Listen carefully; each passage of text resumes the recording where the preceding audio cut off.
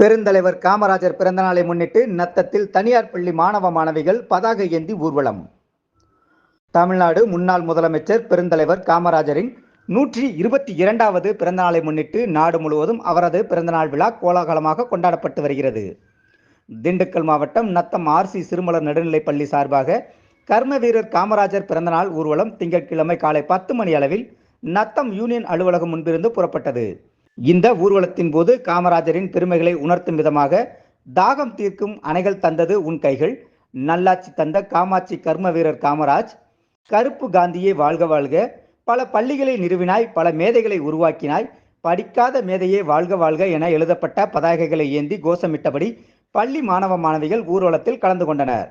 ஊர்வலம் யூனியன் அலுவலகம், மீனாட்சிபுரம், நத்தம் பேருந்து நிலையம் வழியாக ஆர்சி பள்ளியை சென்றடைந்தது. அங்கு காமராஜரின் பெருமைகளை உணர்த்தும் விதமாக பள்ளி மாணவ மாணவிகள் கைதட்டி உற்சாகமடைந்தனர். இதில் ஆர்சி மெட்ரிக் மேல்நிலைப்பள்ளி நிர்வாகி ஜெரால்ட் ஸ்டீபன் சில்வா, முதல்வர் பிரின்சஸ் தெரசால், துணை முதல்வர் கிறிஸ்டின் ராஜம் உள்ளிட்ட பள்ளி நிர்வாகிகள், ஆசிரியர்கள் கலந்து கொண்டனர்.